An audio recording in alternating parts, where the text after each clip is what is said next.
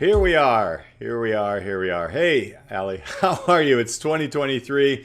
We got our first couple of guests through already, which we're going to unpack. But what's going on with you?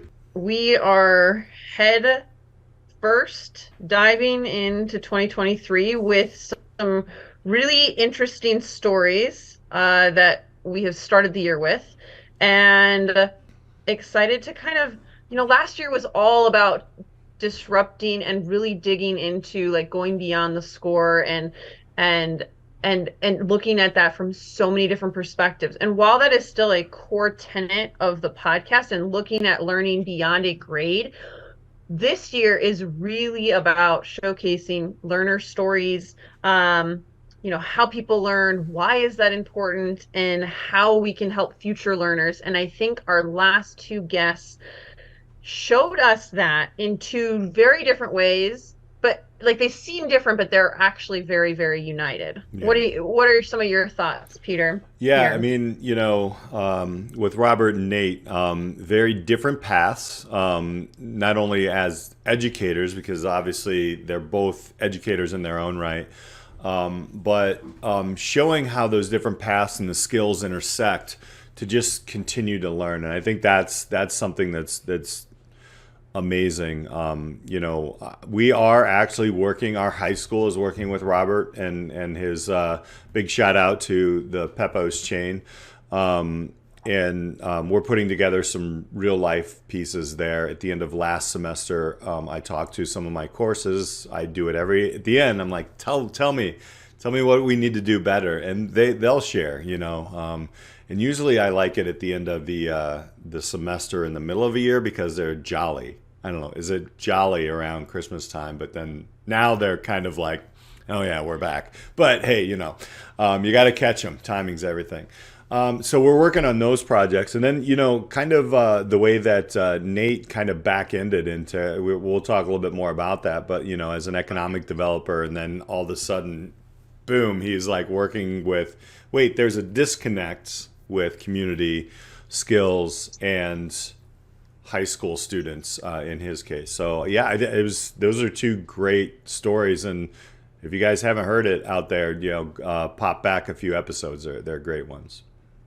I think what's really great about those episodes as a kickstart to this year and why we're really putting the Disrupt Education podcast in this space is because there is a network of people who are working to change what education looks like day in and day out. And there are entrepreneurs and businesses, and they are working to team up with the K through 12, in particular system, high school system, Mm-hmm. to kind of, if you're, I guess here's where I was left after the last two episodes is like, if I am in higher education, I'm concerned Mm-hmm. because uh, that model that was, I don't know for you, but like when I was in high school, that was the route. Right. That was the route for after high school. Like, and if you didn't, it was almost like you were deemed a failure. I don't think that is the case now, Mm-hmm. and that there is like a big shift coming. Right. But what was interesting is that Robert and Nate, okay, like Nate had went the traditional route, but like also nonlinear, but college and different skills and whatnot, and went into economic development, and then that led him back into the educational system. But Peppo, like he failed, Right. quote unquote, failed out of college. Like, he didn't really fail, people, okay? Go and listen to his episode. His story's incredible. But he is also looking for ways to give back into the schools.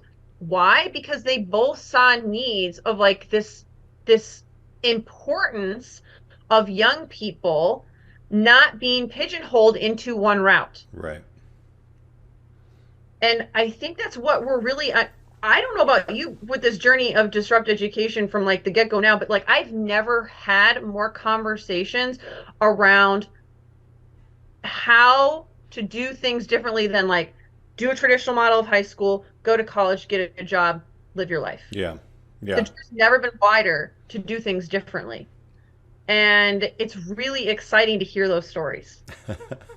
It's getting loud. It really is. For those on the YouTube channel, behind me is a book. It's called The Unlearning Leader, and it's by a few superintendents that we've had on way back. And both of those superintendents are high school superintendents.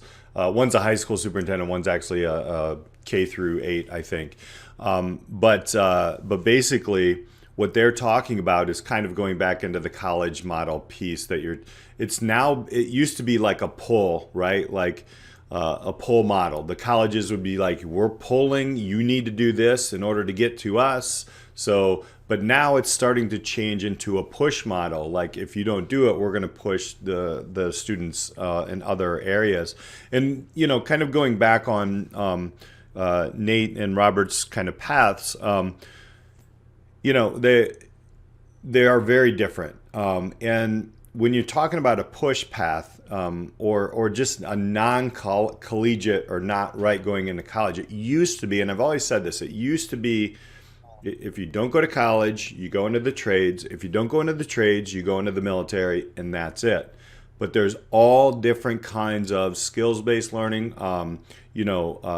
I'll call it Google learning or LinkedIn learning or whatever it is, right? Like there are spaces, micro schooling, micro credentials, all these different things that have evolved, and I think that's amazing. I like it. I like that kind of competition, and I believe it actually the bar to entry for anything now is lower and more equitable in my opinion. And I don't mean lower in a bad way. I mean that it's easier for everybody to get access to it. And so that's something that now as an educator, I see it differently, especially even in a traditional model. I'm able to talk to students and try to figure out what their interest is at this time. I don't say it's your interest forever if you don't know your passion when you're, 14, I mean, it's insane. But like, what are you interested in right now? And now that barrier to entry into that is so low right now, we can jump in a classroom. So I think that's the amazing part about this whole kind of journey that's happening. And there's going to be a lot more of it in 23. And I know that. Well, and you and I were referencing an article that came out in December around this idea of skills-based certifications and learning. We can link it in Yep. the show notes, Hmm. but it's all about, and thanks, Ruben Harris. We'll just give a shout out to Yeah, you as of well, course. because you're the Puts one that out so posted much. this. And yeah, we loved you as a guest, and you kind of got us thinking about this idea around in order it employers Hmm. are shifting. The hiring processes are shifting. Well, if and the state of Maryland, okay, in this article, it talks about the state of Maryland just half of the jobs, over half of the jobs, they just removed all of the listings, like a requirement that you need a college degree. Hmm. Well, so if employers are removing, right? Like, so I know that, like, right, if I wanted to be a teacher, you wanted to be a teacher, you had to go to college, Right. right? You had to get a degree, you had to do that. And most jobs have trended that way in the 90s and the 2000s. That was a big push. Yep. And now it's the pendulum swinging back the other way. So what you're saying is like the barrier is shifting because there's on the job training, or there's these short certifications that, like, if you're interested in something, well, here's what you need to know, and it's like removing all the other stuff. Hmm. I mean, I'm going to be really interested, and anyone listening that has articles about the value and the pushback that colleges have, we are all ears, because it's just not what we're seeing. Right. Peter and I both. And I know there's still value. There's so much value in the college model. But Hmm. like, if you are in higher ed right now, like, what are you doing to combat there's literally bills in the House right now that are trying to promote like removing college degrees Right. for the thing. And then we see these business owners and these people in the schools who are also doing that work, like Robert, like Nate. And Hmm. there are others that we've talked to. So fascinating. Now, in your own classroom, Hmm. Peter, because that's a smaller scale. So we're kind of working from like this outside in perspective here. You know, so we have, Nate who's an entrepreneur, sorry, Robert who's an entrepreneur, Hmm. and then Nate who is kind of also an entrepreneur, but kind of built himself like a business bridge Yep. here. For you, you are also doing that work in your classroom and with students. So like what are you seeing with helping guide students in the paths in your own teaching practice right now? Right. So I have the lucky or the choice opportunity, I should say, because I chose to teach business, but this could be anywhere. I think I had a student with the end of exactly where I want an entrepreneurial student to be. Um, is not only just understanding the business model canvas and what a business looks like starting up. They don't have to be an entrepreneur. As a matter of fact, about only 20% at the most of my students at the end of an entrepreneurship course really want to do it. Everybody talks big at the beginning, but when they see the work, the craziness that goes into it, there's just so much that goes into it. Then I'm teaching them that. But what happened in my one of my last classes in the fall of 22, it was amazing. I wrote a couple of posts on this. A young man who's a sophomore in class. Now, sophomores, if you don't know data wise, especially males, start to drop interest in school dramatically. There's drops, after fifth grade, there's drops after eighth grade, after sophomore year. And this kid was struggling. It was an intimidating course. I mean, there is number one me, which I'm super passionate, sometimes over passionate in the class, and they realize that. But then it's full of juniors and seniors, right? And here's a sophomore kid. There were only 2 or 3 sophomores in this course, and at the last, I would say, eighth of the class of the entire year, I'm probably late November, and we went all the way to the 23rd of December. This young man is really into movies and started rewriting scripts. Right, so he's a big horror movie guy. So he's a Scream guy. So he's like, "Oh, I love Scream," and we would have conversations between classes and such. And me, I'm working on some crazy script ideas and fun things with my own friends. Believe it or not, around school. That's just all anybody's going to get until that movie comes out. But so we're sharing, conversations about this.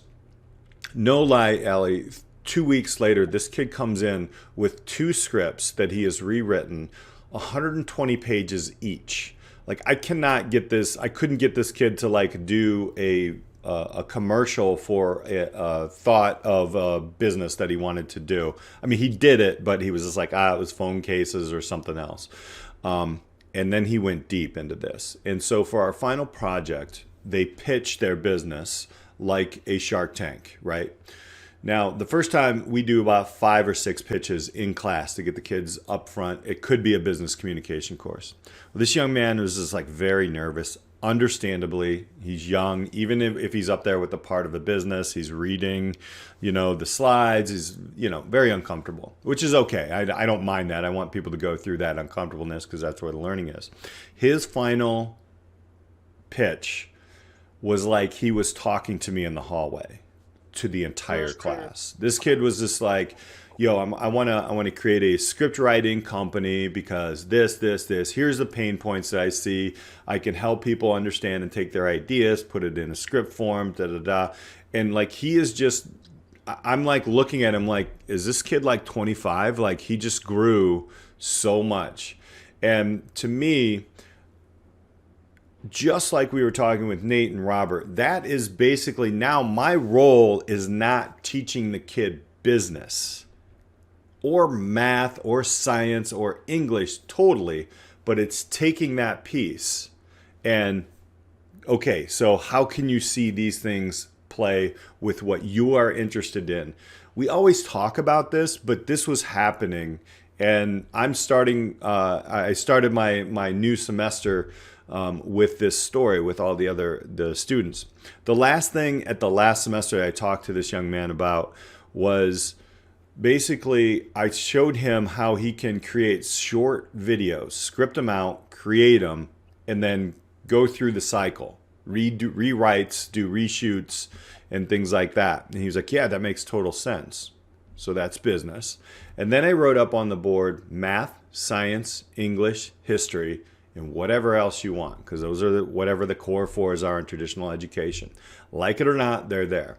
And I'm like, you're going to have to go through those hoops. But if you can take your thought process of script writing and movies and the way that they're made, and you know there's math, science, English, history, and more, you can go music, art, PE, whatever, in those things, you win. And you will, it's not like everything is going to be like, oh, algebra is now beautiful. No, but you're going to now have a little bit more purpose in what you're doing, and you'll be able to jump through those hoops better. So to me, that was kind of like the epitome of what happened at the end of 22, and I'm taking that into 23. And it's just like what we're talking about here, right? It's like, this is what Nate's did. This is what Robert's doing with our entrepreneurship classes as well, and our marketing classes. Like, we're just trying to find something that dings these kids' interests, and then give them the opportunity to say, you know what? I know this is school. However, let's try to not make it school. Last thing, and I remember I was talking to some of my colleagues at the end of the year, and we still conversate about it. I'm just trying to make that 45 minutes, that time for where that person wants to dive deeper into something and not feel like they're in school or stuck. And that's all. That's all it is. And so when I hate it when kids ask me to go to the bathroom, I'm like, just go. Like, don't tell me. Just maybe even just point to the door if you feel like you have to. But look, if you go to the bathroom and you come back, I'm good. Obviously, if you go to the bathroom and the next thing you know, 3 hours later, you're like, oh, sorry, H, I left. I get it, right? Like, I'll deal with you then, but right now I trust you. Go. Like, this is business. So that's kind of the inspiration that I got from Robert. I got it from Nate. I get it from our conversations. And most importantly, the student and or what I call the client right in front of me. That's so good because it the shift that you have made over the course of your own, educational journey and that you continue to make and your openness to really meeting kids where they're at. And I think it's especially cool in the class that you teach, in classes that you teach, that you get that opportunity to help students connect their learning in maybe ways that the core classes like my chemistry class and physics class that I taught couldn't do. And to get students to lean into the learning, that's really what it's all about. And education is, it doesn't need to be so formulaic Yeah. in how we get there. So, all these big curriculums and objectives, and yeah, I don't know. The more I learn about how people learn, and that, all this push for skills and stuff, and that the hook and that interest is really a driver for everything to hook students learning on, which is what you did with this student. It's such a beautiful story. The more I want to literally bang the walls down, rip them down of the traditional model more and more, because it's not necessarily working. Well, and I would say as well, don't knock yourself, obviously, as a science or English teacher or a math teacher out there, because I've seen it. As a matter of fact, I've had conversations with students.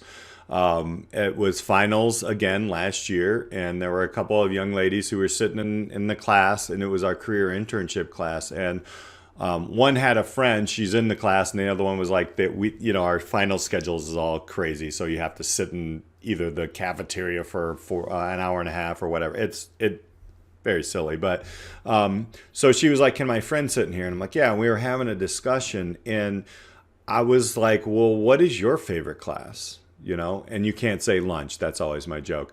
But she said, and here's this just. In my head, we stereotype, and I'm like, okay, here's this young lady, I don't know, probably, I would think, art or music. I don't know what I was thinking, but she was like sports lit. We talked about football, and I was just like, okay, what? Like, and she was talking about, but I was like, what makes it fun? She's like, the teacher's always happy. And I was like, and they know like who we are. Like, so you like kids' hands on fire, Allie. So that's fun, So That is fun. that's No, yeah. I'm discrediting, We the better tell core the class. listeners about that, by the way, before we. Yeah. I mean, so, right, I use the vehicle of chemistry to get Right. kids excited about the world around them and learning in any environment. I just Yeah. used the curriculum that chemistry had, but it was like the frame in which I brought it. Hmm.